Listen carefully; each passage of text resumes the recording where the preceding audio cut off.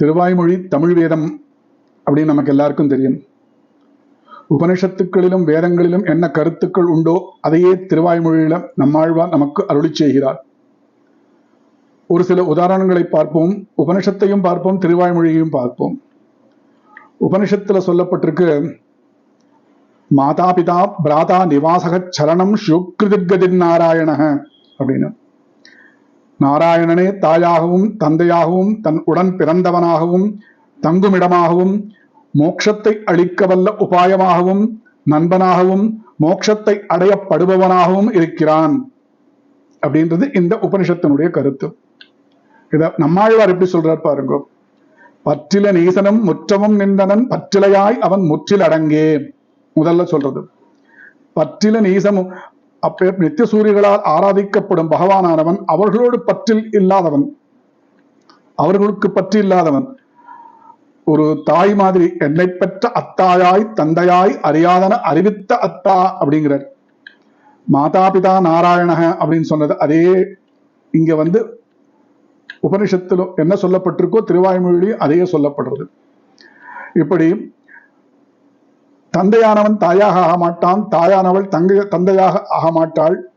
ரெண்டு பேரும் சேர்ந்தாலும் இவனாக ஆக மாட்டான், இவன் தான் அவர்களாக ஆக மாட்டான். இவை எல்லாமே தஞ்சமாகிய தந்தையாகவும் தாயாகவும் இருப்பவன் பகவான். நண்பனாகவும் தங்குமிடமாகவும் வீடு பெற்று அளிக்க வல்லவன் பகவான் அப்படின்னு. இப்படி சேலே கண்ணியரும் பெருஞ்செல்வமும் நன்மக்களும் மேலத்தாய் தந்தையும் அவரே இனியாவரே அப்படின்னு அழகா சொல்றார். இது ஒரு உதாரணம். அடுத்தது, நமக்கு எல்லாருக்குமே நம்ம பகவானை பார்க்க போறோம். ஒரு சமயம் இல்லாம ஒரு சமயம் பார்க்க தான் போறோம். அவன் எப்படி இருப்பான் அப்படின்னு நமக்கு எல்லாருக்குமே ஒரு ஆர்வம் உண்டு. துவா சுபர்ணா சயுஜா சகாயா சமானம் விரக்ஷம் பரிஷஸ்வ ஜாதே தயோரண்ய பிப்பலம் ஸ்வாஸ்மித்தி அனந்தனன்யோ அபிசாசீரி அப்படின்னு முண்டோக உபனிஷத்துல சொல்றது. ஒளிமயமாக இருக்கிறான் பகவான், ஒளிமயமாக இருக்கிறான் அப்படின்னு சொல்றது இந்த உபனிஷத்து. ஒரு மரத்துல ரெண்டு பறவைகள், ஒரு பறவை ஒளி குன்றியதாக இருக்கிறது, ஒரு பறவையானது ஒளி மிக்கதாக இருக்கிறது. இது என்ன அர்த்தம் அப்படின்னா, ஒளி குன்றிய பறவை அங்க மரத்துல இருக்க பழங்களை சாப்பிட்டு இருக்கு, ஆனா ஒளி குன்றி இருக்கு. ஆனா ஒளி இருக்க பறவை அந்த மரத்துல இருக்க பழங்களை சாப்பிடல, ஆனா ஒளியோடு இருக்கு. இது என்னன்னாக்கா, ஒளியோடு இருக்கும் பறவை பரமாத்மாவாகவும் ஒளி குன்றிய பறவை ஜீவாத்மா. ஏன்னா அது கர்ம பலத்தில், அந்த பழம்ன்றது கர்மா, அந்த கர்மாவை சாப்பிட்டு சாப்பிட்டு அதுக்கு ஒளி குன்றி போகிறது. கர்மா ஒட்டாத பகவானவன் ஒளியோடு இருக்கிறான் அப்படின்னு முதல்ல பகவான் எப்படி இருக்கான் அப்படின்ற ஆர்வத்துக்கு ஒரு முற்றுப்புள்ளி வைக்கிறது இது. எப்படி இந்த உபனிஷத்து ஒளி மிகுந்தவன் பகவான், ஒளியோட பகவானை பார்க்கலாம் அப்படின்னு சொல்லப்படுறது. இத நம்மாழ்வார் எப்படி சொல்ற அப்படின்னா, தளர்வின்றியே என்றும் எங்கும் பரந்த தனிமுதல் ஞானமொன்றாய் அளவுடையம் புலங்களறியா வகையால் அருவாகி நிற்கும் வளரொளி ஈசனை, வளர் ஒளி ஈசனை அப்படின்னு. ஒளி அப்படின்னு ஒளி வடிவமாக பகவானை வளரொளி ஈசன் அப்படின்னா ஒளி, அந்த ஒளியாக பகவானை தரிசிக்கிறார் நம்மாழ்வார். இப்படி உபனிஷத்தில் வேதங்கள் என்ன சொல்லியிருக்கோ அதே கருத்தை இவரும் சொல்றார்.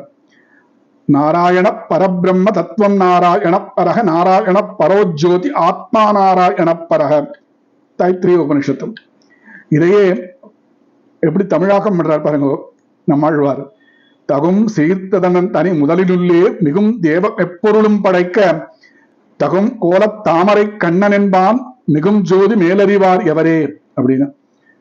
இது இந்த தத்துவம், நாராயணன்ற தத்துவம் அப்படிங்கிறத பத்தி பரஞ்சோதி ரூபம் அப்படிங்கிறதையும் அப்படியே இந்த உபநிஷத்துல சொன்னதை அப்படியே தமிழாக்கம் பண்றார் நம்மாழ்வார்.